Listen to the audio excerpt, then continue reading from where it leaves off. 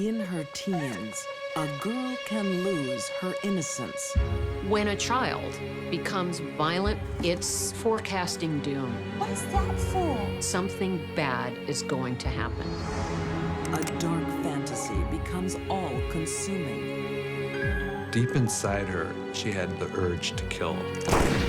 And she had a way to do it. A lonely outsider wants to prove her loyalty. She owed them something. What they wanted her to do was kill Andrew's parents. And two young sisters plan murder like a class assignment. Instead of talking about boys, they were talking with their friends of how to kill their mother.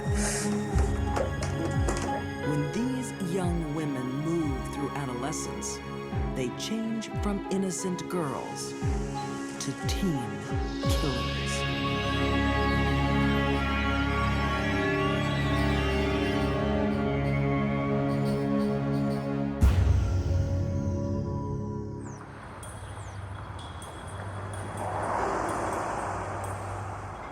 Adolescence is a time of change. Okay, they're gonna be here in a second. A time to fight for independence You okay, Susanna? with loyal friends. You can do this. The group had several plots or ideas on how to kill Andrew's parents. Most of them were ridiculous. Okay, all right, hurry up, they're coming. You better not miss, Susanna, I swear to God. The final one wasn't.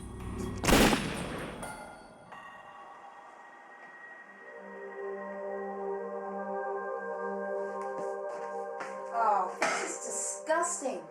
No wonder we have cockroaches. You can't let it build up like this, Susanna. In Mansfield, Okay, I'll do them Texas, later. Susanna Toledano Well, would is you an mind doing them awkward, now? shy Kind of live here rent-free, 19-year-old. I mean, it's the least you could do.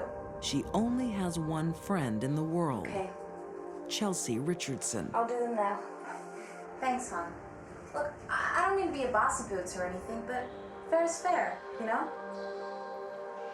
You're right. Susanna was living at Chelsea's house because she and her mother did not get along. She and Chelsea had become fast friends when Susanna moved down from Illinois to Texas. Susanna felt obligated to Chelsea. Susanna was shy, and there she had a friend who would help her and be with her and make it so she wasn't so lonely. Author Stella Sands says Susanna found the support she couldn't get from her family. But her new best friend isn't as generous as she appears. It seemed that Chelsea always chose people she could manipulate. She liked to be in control, and she chose people who she could control. One person called her a master manipulator. Whatever she wanted, she would somehow get. Chelsea desires an easier life, like that of her boyfriend, Andrew Walmsley.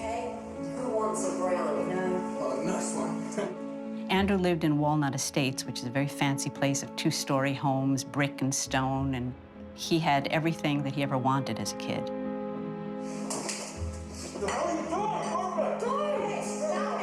Andrew and his sister live a privileged life thanks to their parents. Cut it out. Your father's working. Rick and Susanna Walmsley, by all accounts, loved each other very much. They're still hot. Oh, honey. And were hardworking people who had really built up a life for themselves to live in this very affluent, beautiful neighborhood full of expensive homes and happy children and golf courses. But as reporter Andrea Grimes discovered, the picture-perfect family was hiding secrets. They would take great care to put on a facade in public that said, you know, we're very happy and we all love each other. That was challenged often by the behavior of the children. Behind closed doors, Andrew is a violent young man. Join the videotape now and go to the shop. Don't do that. When Andrew became frustrated, he would throw things. Go get it! You want it? Get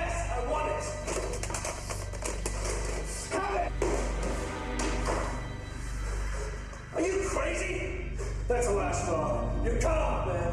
When a child becomes violent with a parent, and that parent is not violent toward them, No gas money, no allowance, nothing for you. I hate you, asshole! it's forecasting doom. Come on, babe. Something bad is going to happen. We're gonna have all the cars you want. Let's His not live new that life girlfriend we've been dreaming about. encourages Andrew's growing We're still hate. gonna have that life we've been dreaming of. Andrew's family thought that Chelsea was white trash Just gotta think positive. and that Andrew could do better than her, which fueled Andrew's dislike for his parents. Come on, Drew. Your parents are loaded. I told you, I got cut off. My dad's not giving me anything. You're entitled to it. It's your birthright. Soon, Yeah. the teenage lovers start thinking the unthinkable. Come on. Allegedly, Chelsea is the one who came up with the idea of saying, you know, Andrew, you don't like your parents very much anyway, and, you know, they probably would get a sizable inheritance. We're not gonna let them get away with this. Let's just fantasize for a while about what it would be like for them to just die. The idea is simple. Drew will inherit $1 million in life insurance and the valuable family home if his parents are dead. Not only did they plan to kill the parents, but one of their plots was to kill Sarah, his sister, so that Andrew wouldn't have to share the insurance money and the $1.6 million home. And Andrew assumed somebody dies, you get it right away. Within weeks, their crazy fantasy becomes real. Hold it. They're plotting murder without dirtying their own hands. They want their gullible new friend owe us. to do it for them. God, you live here rent free. We drive you to work every day. I mean, we helped you out when you had trouble with your mom, remember? Drew's having trouble with his family. We're gonna help him out. Andrew and Chelsea made Susanna feel as though she owed them something. That because of the friendship and the companionship they gave her, she needed to do something for them. And what they wanted her to do was kill Andrew's parents.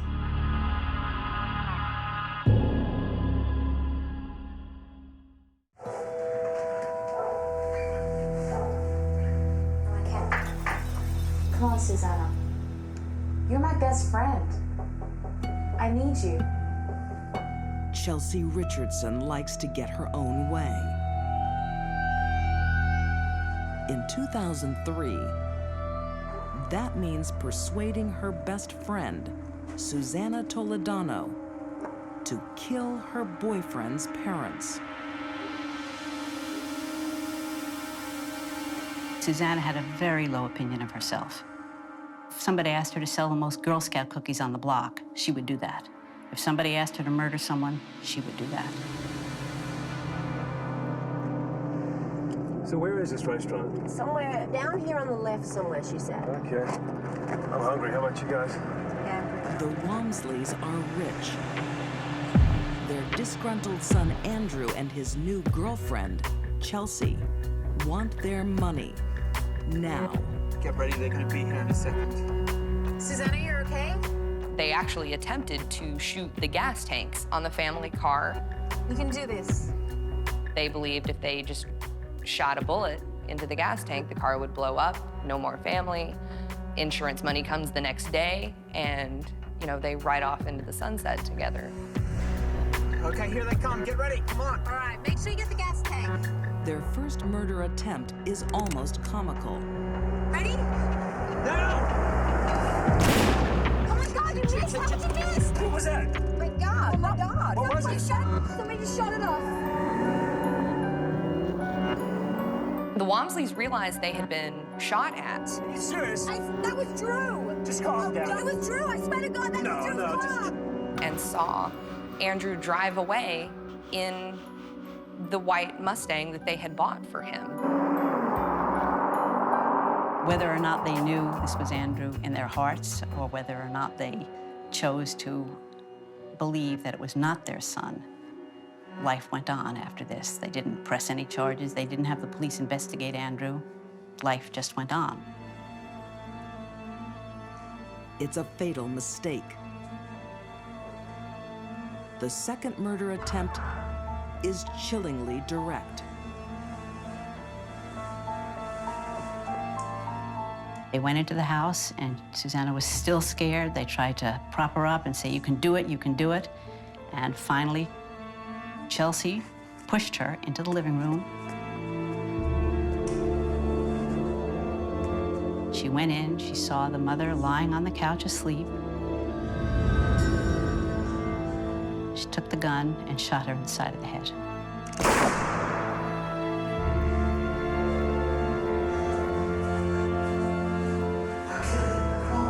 The husband heard the sound.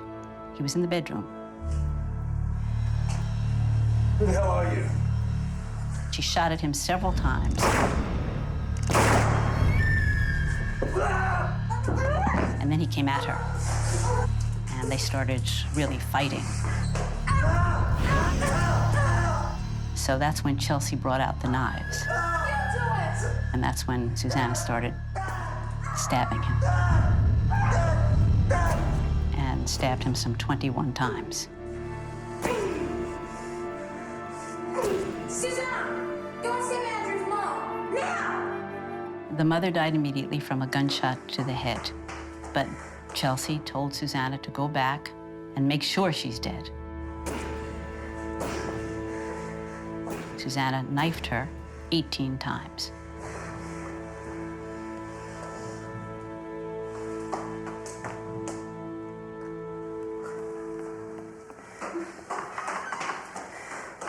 Parents don't often wish to think that their children can do them any harm.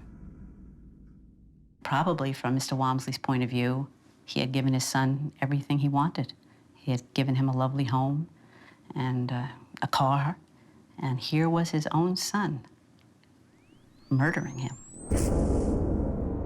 Nobody has come up with another motivation for this besides pure greed.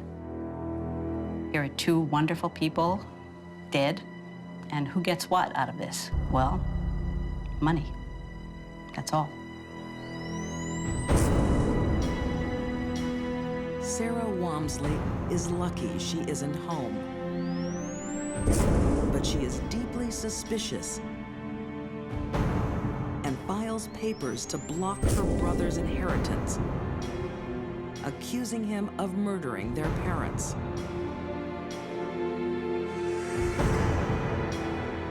But it's physical evidence that cracks the case.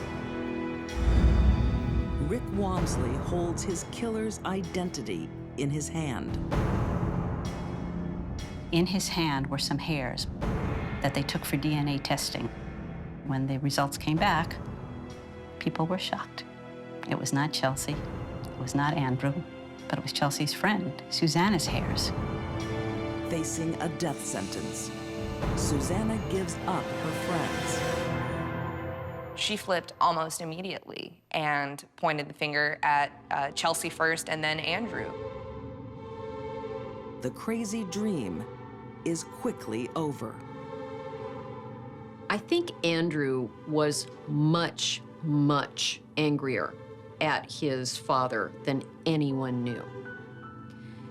And when he hooked up with Chelsea, she fed into his need to take control of his situation. Chelsea was a master manipulator, and frankly, Andrew wasn't very bright. In the battle of wits with Chelsea, he was really unarmed. And Susanna, easy, easy, easy pickings. And they got her to do the dirty work. Andrew Walmsley is sentenced to life in prison. Susanna is spared death row. She also gets life. The harshest penalty is saved for the master manipulator, Chelsea Richardson. She's sentenced to death and is living on death row.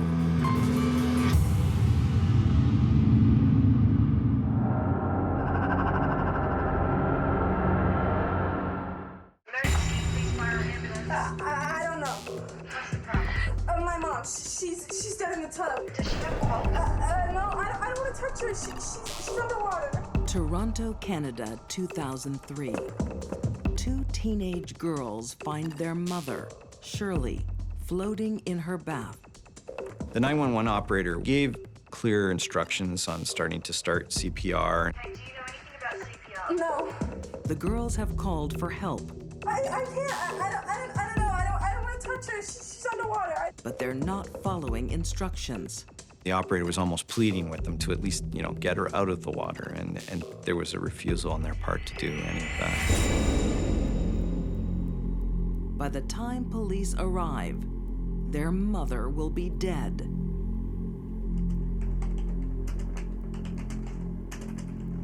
Investigating officer Mike Pulley was one of the first on the scene. They were 15 and 16, somewhat upset, visibly upset. Didn't seem to be anything out of the ordinary. Officer Pulley starts piecing together a picture of the victim.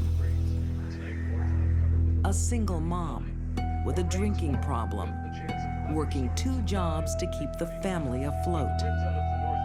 She was doing the best she could do in the given situation, which was probably a pretty good job, given the financial ability she had.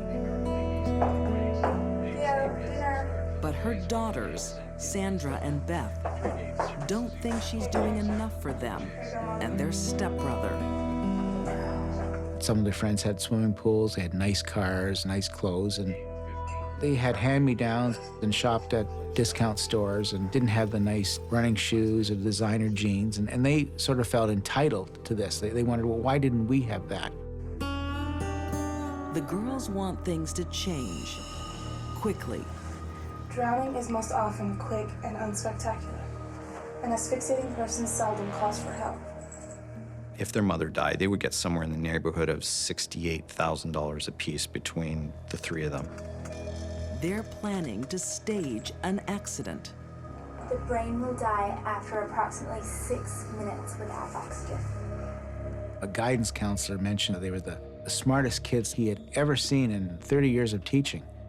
They spoke 5 different languages. They scour the internet, collating the best advice from around the world. They found 14,000 hits on the hard drive for drowning, the word drowning. And they found another 200 or 300 hits for codeine, and there were 100 hits on bathtub.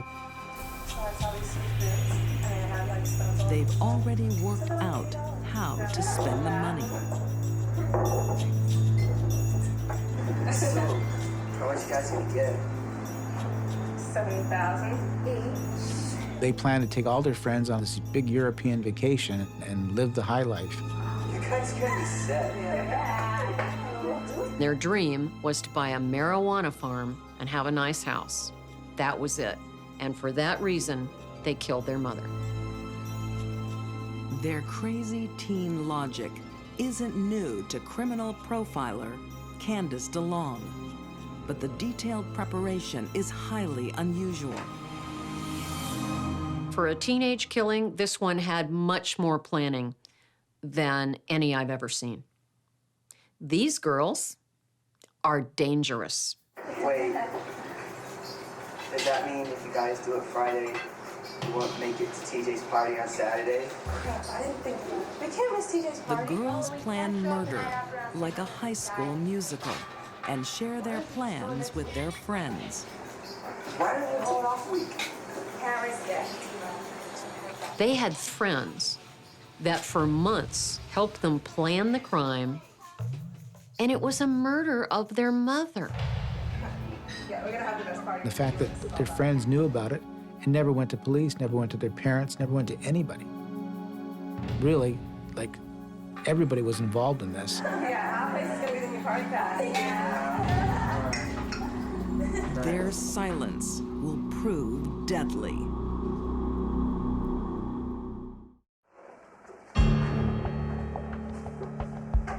Teen sisters Sandra and Beth are about to come into money once they fix Mom a drink.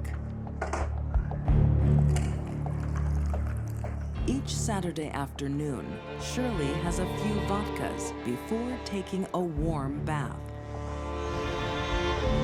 Today, she gets a special treat. At some point, we're not exactly sure what point, they started introducing the codeine pills. The sisters' research tells them alcohol and painkillers will slow their mom's heartbeat. She'll become sedated and pliable. As they wait for the drugs to work, the teens go online to update friends.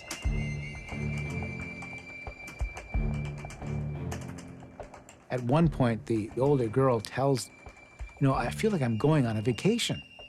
That's how she describes the feeling about to kill her mother. If Twitter had existed when this murder occurred, she probably would have tweeted about it to her friends. Her need to be connected was stronger than the need to remain silent. The girl ends this conversation with, "Good luck, wear gloves."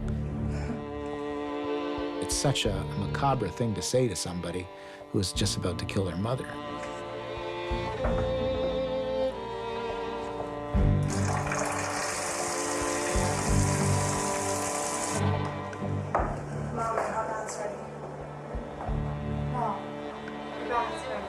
For years, the girls have watched their mom drink away money. Money they want to spend. By now, she's very impaired by the alcohol and the codeine, and she just followed along any lead they said. They led her to the bath. But this is Shirley's last drunken Saturday. That's it, move it in. She's going to have an accident. How's that, Mom? Temperature's good? Are you comfortable? That's good. Okay, so I'm just gonna turn you over and I'm just gonna wash your back, okay? Turn over. I'm just gonna wash your back. That's it. That's it. That's it. Once she was in the bath, the older sister at that point then just reached down and held her head underwater.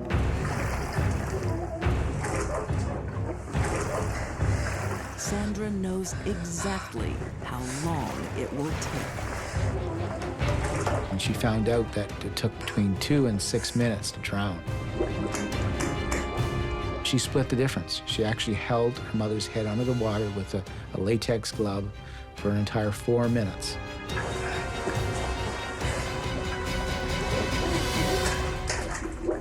Until the mother actually was dead. That's 4 minutes. She told people that it wasn't as bad as I thought it would be.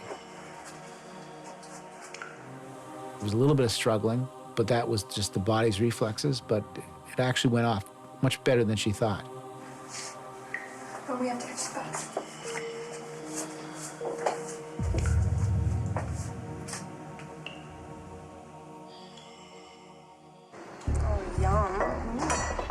The sisters then join their friends to establish an alibi Now it's still over. You guys can move in with us. and share the good news. The girls have pulled off the perfect murder. Who thinks that two 15 and 16-year-old girls would have the gumption to kill their mother, and especially in the planning they did? I can't do it. You have to do it. I'll screw it up. You have to do it. No, we rehearsed this. You can do it. I can't pull it off. Please, please, you have to do this.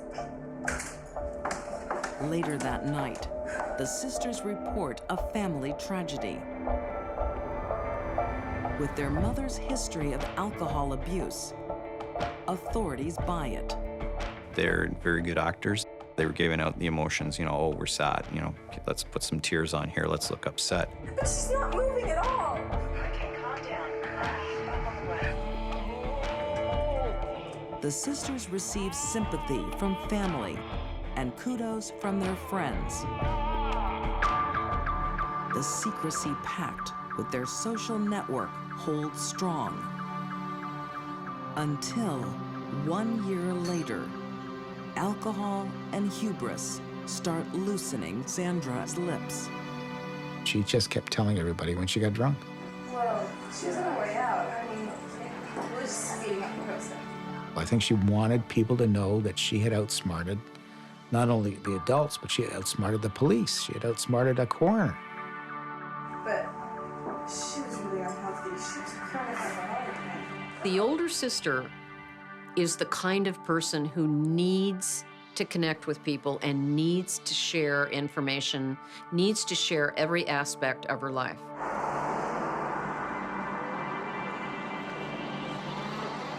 Teenage sharing unravels the perfect plan. You actually drowned her, right? Well, sort of, yeah, I guess. Police crack the social network and convince a friend to secretly Honestly, it was at that record point Sandra's confession. where it was either her or me, and I'm younger. I saw myself as having more potential. It was a very bone-chilling thing to see. Her acknowledgement was one of, almost seemed like pride, and one of, you know, very pleased with the outcome. Indicted by her own words, Sandra is tried and convicted of first-degree murder, along with her sister. Their mother, who loved them, who worked 2 jobs so that they would have an okay home. At just 15 and 16, they receive a youth sentence under Canadian law of 10 years and gain parole after just 4. Their whole lives are ahead of them. Deep down inside, these were narcissistic, greedy, little murderers.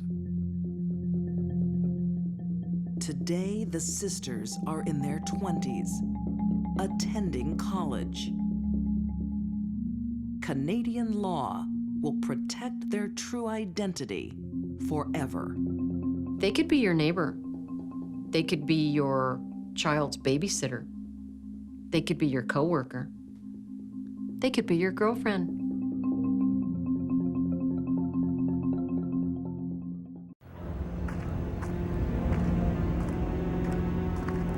Most actions have a motive.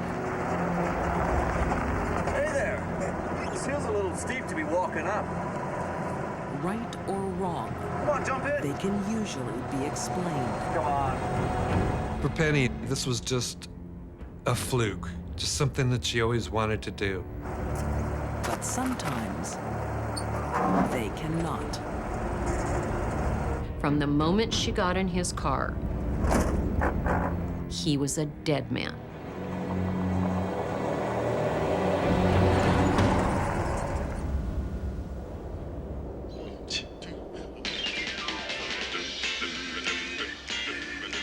San Francisco in the 1950s. It's a time of hope, of excitement, a time to rock and roll. So has Chuck asked you to the prom yet? Not yet.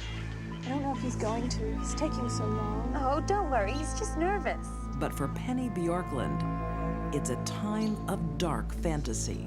Oh, hi, Penny. We were sitting there and she came and sat. You know what I have in this shoebox? No. She says, "You don't know what's in my shoebox." I said, "No, I don't know what's in your shoebox." What is that for? I just remember her as being crazy. Darlene Norrie Ferguson knew Penny at school. She was just strange. How many girls take a shoebox with a knife in it to school on a regular basis? Penny isn't aggressive. Why are you carrying that around? She doesn't threaten her classmates. She's just playing with curiosity. For Penny, it was a game. That girl's got problems. She just wanted to see how the whole thing played out. because this thing was just a flight of fancy for her. Author David Kolchak says young Penny's fantasies would come to rule her life. Penny was a loner. She was in her own world that was pretty deep, and she had a hard time telling the difference between reality and what isn't reality. I think she was a very confused teenager. Penny's strangeness just isolates her more. She was very a strange person, and we really stayed away from her. Darlene thinks after graduation, she'll never see Penny again. But she's wrong. Fate will ensure they have a deadly connection. Here we go, honey. Ready? Oh, it smells amazing. By the age of 18, Darlene is married to a handsome young war veteran, August Norrie. Maybe you should do this more often. No. Augie was a very, very happy, jovial, friendly man. Very good-natured, patient, just really a wonderful man. This just looks perfect. Darlene is making plans for the future with her new husband. At the same age, Penny's life is at a standstill. Penny, you ready yet? Penny was a troubled teenage girl. Come on, get out of bed. Come on, Penny. I'm not going. She didn't care for her mother. She would go so far as to say she hated her mother, and she hated her for many, many years. You are going to church. She hated the fact that she had to go to church and that she had a religious upbringing. But lots of kids feel that. What's wrong with you? Get out of my room. Penny seems distracted from ordinary life. She's lost in her dark fantasies.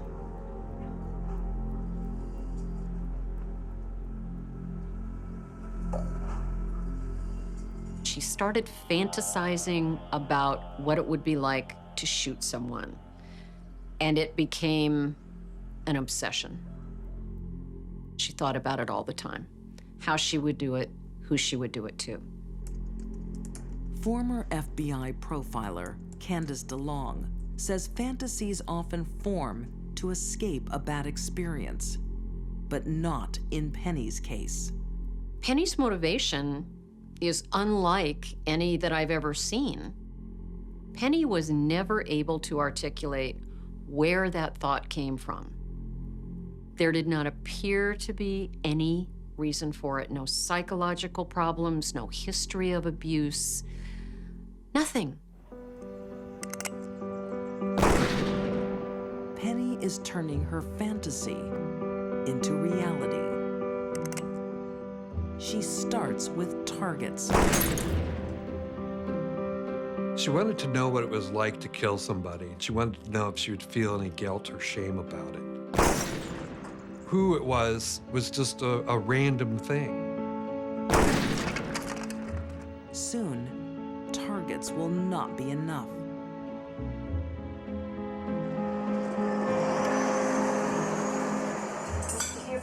About that job? I did. I spoke to Bob. On the other side of town, the Norries are keen to start a family. Augie takes a second job to save money. He was the type that if we didn't have money, he went out and got another job and then made more money. He said, we don't have enough money, I'll go make more. Augie gets a weekend gardening job that takes him across town to the hills south of Daly City. Penny's favorite place for target practice. Augie is in the wrong place at the wrong time. He had no idea that his life was going to end in minutes.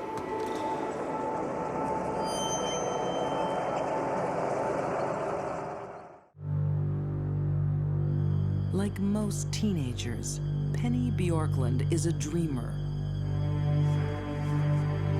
but her fantasies are dark. She has an overwhelming desire to shoot someone.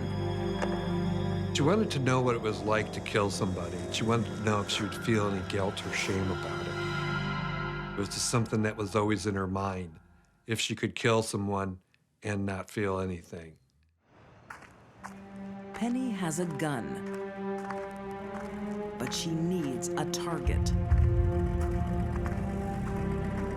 She had decided that that day was going to be the day she shot and killed someone. And that is what was on her agenda for the day when August Nuri came by and offered her a ride. Hey there. This hill's a little steep to be walking up. Come on in. Come on. Come on. Helpful gardener, August Nuri, stops for the wrong girl. Picking up someone to take them to where they wanted to be was certainly not anything that one would consider dangerous in 1959, let alone an 18-year-old girl.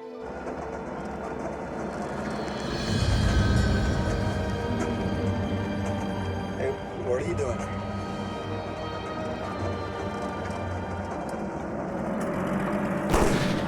Hey, cut it out! That's how accidents happen. Gotta be careful with guns. I've been to Korea. I've seen what they can do. Yeah? Yeah, and it's not pretty. You don't ever want to see that.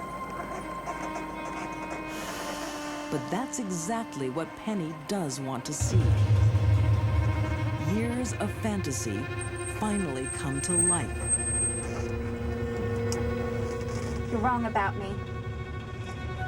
I do want to see what a gun can do. No, no! Penny pulled out her .38 caliber revolver and emptied it into August Nuri.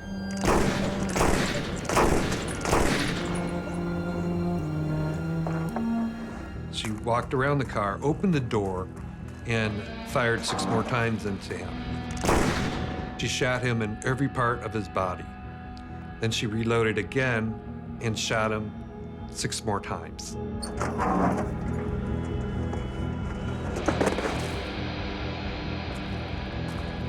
He was dead the first time she shot him. So it was a real big case of overkill. Penny shoots 18 bullets into August Nuri. She did it because she wanted to. She wanted to know what it felt like to pull the trigger, and she did it over and over and over. When she ran out of bullets, she was done.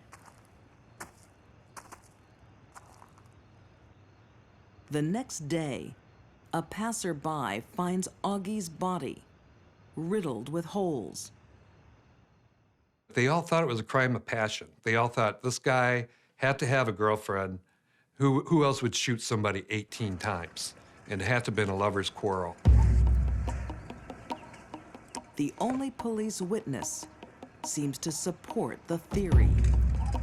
Around that area on that Sunday, a young boy saw a young blonde female driving her car erratically and told the police. So they thought, this is the woman. This is the person we're looking for. Ballistic tests also help police zero in on the killer. They trace the casings to a blonde girl who likes to shoot in the hills. Penny didn't try to hide. In fact, when she was arrested by the police and they searched her room, they found headlines. Penny is dying to tell her story. I shot him in the chest. And then I went outside and I shot him 4 times. Bang, bang, bang. She really didn't have a grip about how serious a thing that she had done. She had taken someone's life but it didn't mean anything to her. Why'd you shoot him so many times, Penny? Well, for a year and a half now, I've been dreaming about what it would be like to shoot someone. Penny claims after the murder, she felt a strong sense of relief. She said she felt like a burden had been relieved from her, that the weight of the world had been lifted from her shoulders by pulling that trigger and killing someone. Okay, I think that should just wrap it up. The senseless killing shocks San Francisco. We're done. Thank you, Penny. A loving husband brutally murdered to satisfy a teenage curiosity. She wanted to immediately plead guilty. She did not even want a trial. She said, I did it. That's all there's to it. I wanted to know how it felt. No need for a trial. Just take me to prison, I guess. Because the murder is random, not premeditated, Penny Bjorklund is convicted of the lesser crime of second-degree murder. 9 years later, she is released on parole. For widow Darlene Norrie, fate has been especially cruel. The strange schoolgirl claimed one more victim. I probably found out a month after he was murdered that I was pregnant. Her daughter Cindy never meets her father. I remember when I had Cindy, and I was in the hospital, and this woman was in there with me, and she was all upset because her husband wasn't there right at that moment. And I kept thinking, but at least he's gonna come, you know. So that was probably the hardest thing for me, is when I had the baby.